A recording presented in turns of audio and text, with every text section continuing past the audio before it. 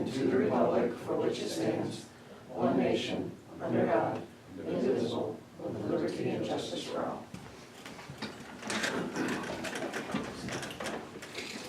Roll call, Christie. Wyatt. Here. Reister. Here. Engel is absent. Buns. Present. And Stabell. Here. Can I have a motion to approve the agenda? So moved. Second. All in favor, say aye. Aye. Consent agenda, anybody have anything they want removed? If not, can I have a motion to approve? So moved. Second. All in favor, say aye. Aye. Welcome everybody in attendance. Citizens request oral presentations, none. Committee reports and recommendations. Gail, Personnel Admin Committee? We met on April 23rd. First item up for discussion was the health, vision, and dental insurance that is up for renewals. And Gary was there and gave us kind of some of the highlights. Well, he went through it all, but some of the highlights were that right now there's an average increase of 12 to 14% across the board, and we are only looking at a 12.5 increase. And out-of-pocket will go to $7,350 per employee, but they'll only see $500 out of pocket because of the city self-insurance. The plans, the renewal is up June 1st, and employees can choose to go to a tighter network if we want. Gary gave us some discussion about association plans that we can share with other cities. This is going to be available at the first of the year. We can still go to it, even though we did the renewal on June 1st. So no changes on dental or vision, so the committee recommends the renewal of the Blue Cross Blue Shield insurance, and we'll take, Brenda had recommended, we hadn't changed the self-funding for 10 years. I think it's, so maybe we could increase it to $600 or $700, but we can take a look at that down the road also. So we, like I said, recommend renewal. The employee handbook was then discussed. There was some discussion about that the current handbook states for employees who are retiring regarding insurance. So we decided, there was some discussion that we want to clean up some of the verbiage in the current handbook and not to change anything for an incentive or anything, incentive to retire early. So we had a motion to clean up the verbiage to state that the retiree is available for insurance covering, but they would cover 100% of the premium. So, and we adjourned at 5:45. Any questions for Gail? Is that just like on Cobra insurance or something? Mm-hmm. Okay. Thank you, Gail. Kate, Public Safety Committee. We met April 26th at 4 o'clock. First thing we discussed was we had a resident request extending current hours for the use of golf carts because we are putting in the same different hours for the UTV usage. So they wanted to know if they could run them the same times.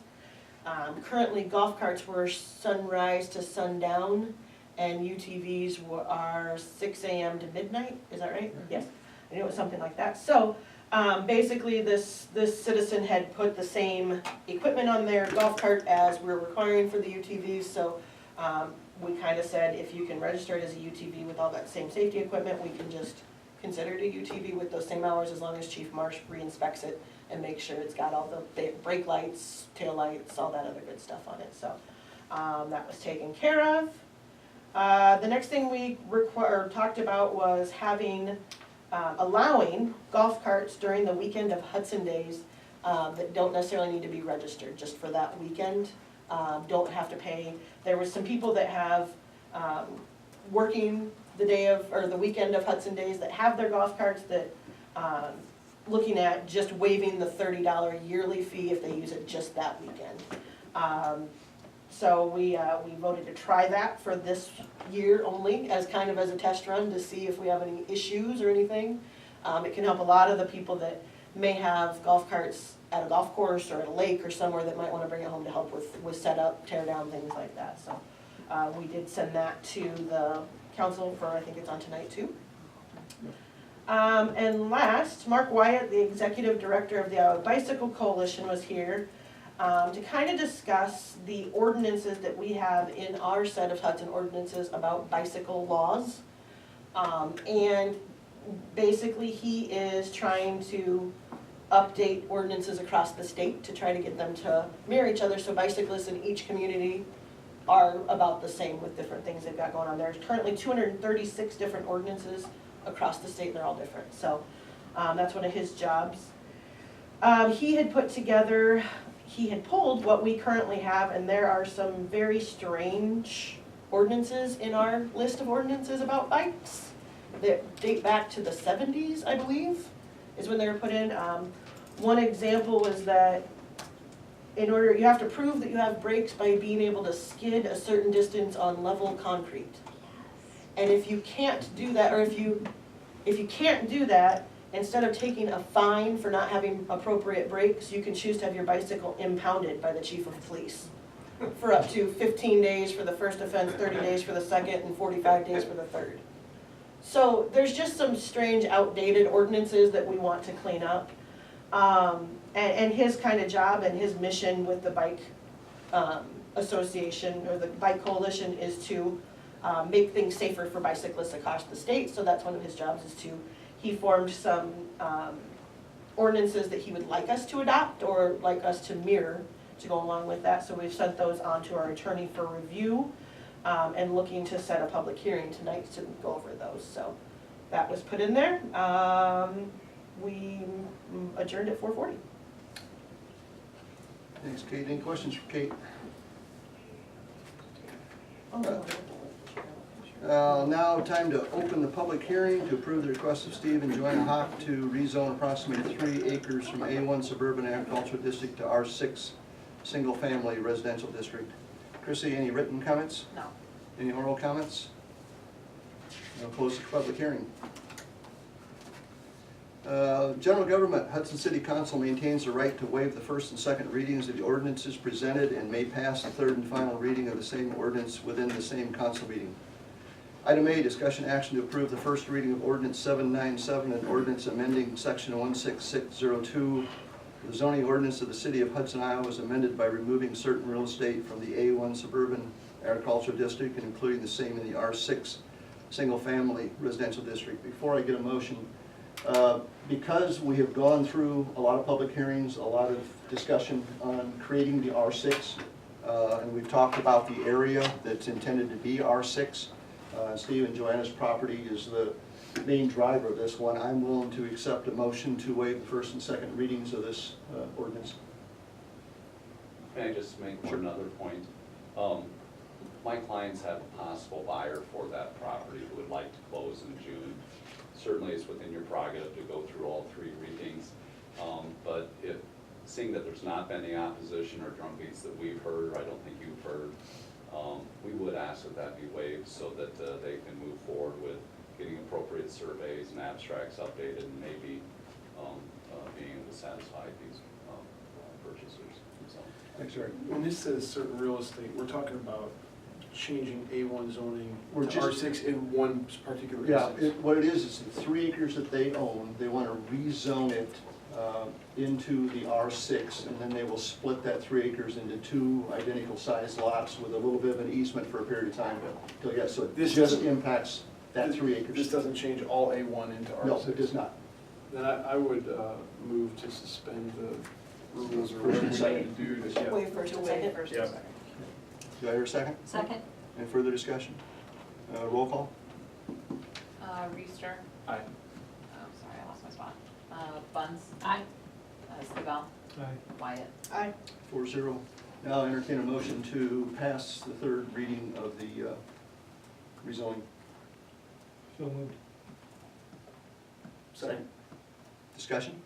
Is there street address, is it on this right now? What is the street address Will- right now? Will it be 2 street address? 5524 Rancho. So right now, it's just the one Yeah. address, yeah, 5524, thank you. Roll call? Stivell. Aye. Reister. Aye. Wyatt. Aye. Bunce. Aye. 4-0. You're good to go? Thanks. Thanks, Thank guys. you. You can leave at any time. Or you can stay. Might be welcome another you to 6 stay. minutes. Thanks. You can take your picture afterwards. I'll send it in. Okay, item B, discussion action to approve resolution 2373, resolution for approval of insurance renewal for the city of Hudson, Iowa. And Gail went through the highlights of that. Gary Winterhoff is here if anybody has any specific questions on it. Basically, the only change is approximately 12.5% increase in the rates, but we're having the employees continue to pay their share, which is 10% of their personal and 50% of any additional household members that are added to it.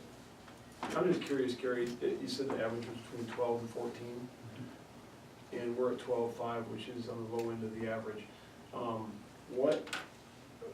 What are the circumstances that the percentage of increase is below 12 or less, or is that just not, doesn't happen? Where this particular product is part of the Affordable Care Act, and there's 6 zones in the state of Iowa that are priced individually. So the rate increase that you're experiencing is based on the claims experience within that zone that we're pricing here. Has nothing to do with the claims experience of your group, has nothing to do with the has nothing to do with the demographics of your group. That piece, all those underwriting pieces have been taken out of the puzzle by the Affordable Care Act. So you just happen to be located in a zone that's a bit lower of a rate increase than some of the other zones in Iowa. And but I will add one thing I mentioned to the committee, that because of your partial self-funding, because of the strategy that you're using to buy a silver plan and self-fund down to the level that you wanted for your employees to experience, when I compare that premium and the claims you paid to what it would have cost you to pay for a richer plan, we experienced almost $15,000 of savings this last year, in a year when our claims were up a bit from the previous years. So that In was, case anyone can pick up the audio in here or listen to this, explain self-funding, just in layman's terms. What is that? Sure, and this is considered partial self-funding because we're buying a fully insured policy from the insurance company. So the insurance company literally sees that policy, the $2,800 deductible and so forth. But then as the patient experiences a claim, that claim is then viewed by a third-party administrator that we've hired to administer those claims. And the city is notified of the amount that they've agreed to be responsible for between the richer level that the employee or the patient is experiencing and what we've actually purchased from the insurance company. So the city takes on the risk of that difference, and we've been experiencing somewhere between 20 and 25% usage of the total maximum exposure, and therefore we've saved, and we've used that premium savings to fund it and to cover that cost. Great. Basically reduces the deductible that the employee has to come up with, both personal as well as family. Thank you. Did I have a motion on this one? Have a motion to approve? So moved? Second. Further discussion? Roll call. Buns, Aye. Wyatt, Aye. Stabell, Aye. Reister. Aye. 4-0. Item C, discussion action. You can leave if you wish to, Gary. I'm gonna wait for signatures. Oh, okay. Stick around then. Item C, discussion action to approve resolution 2374, resolution for approval to offer position for part-time police officer Amira Sabic. Savage. Sabic? Is that what it is? Okay. And this is just to have another part-time officer to help cover some of the overtime. I'll motion to approve. Second? Second? Discussion?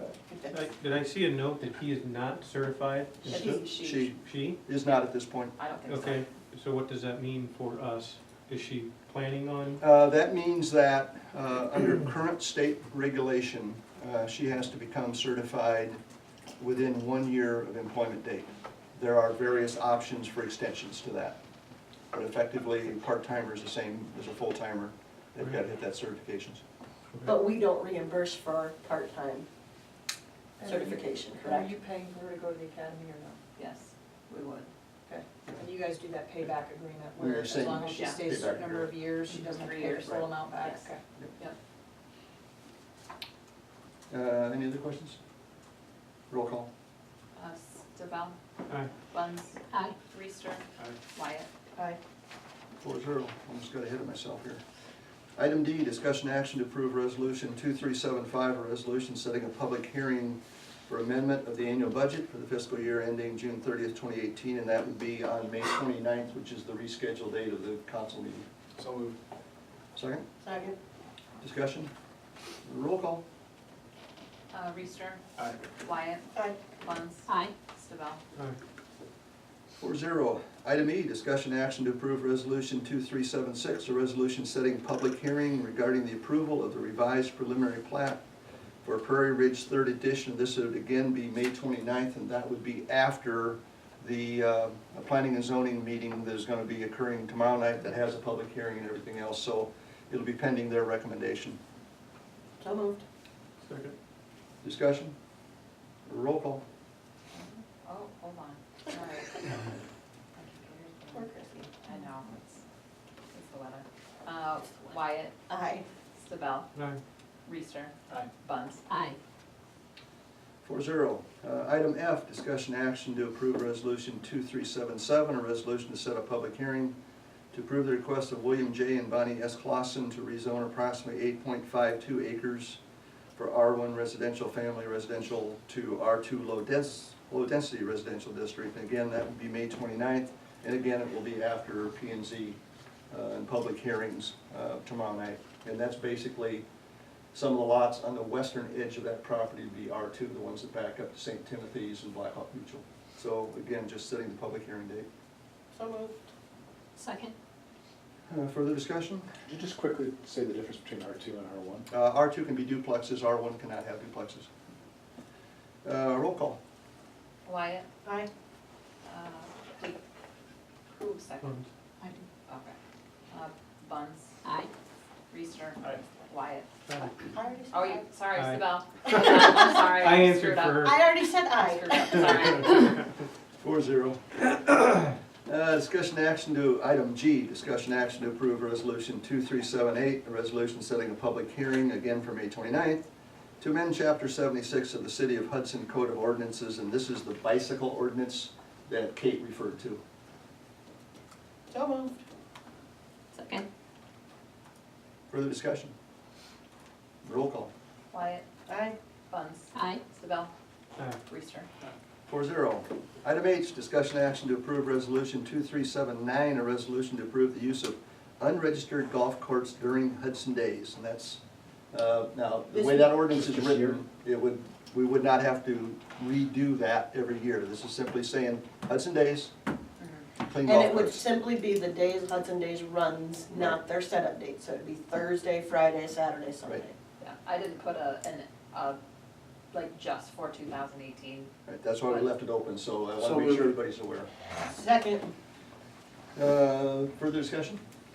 Do Roll these, call. do these things have to be gone through for the, no, they can just run any, and what hours, or is it It would be the extended same hours? as, it would be the same as any other golf cart Yeah. rules, Sundown. sunup, sundown. All right, Yep. You do have to Okay. carry insurance, but there's, you know, so if they're stopped for any reason, Yeah, we're it not gonna would take have time. to Is there any way to know Certified. that though?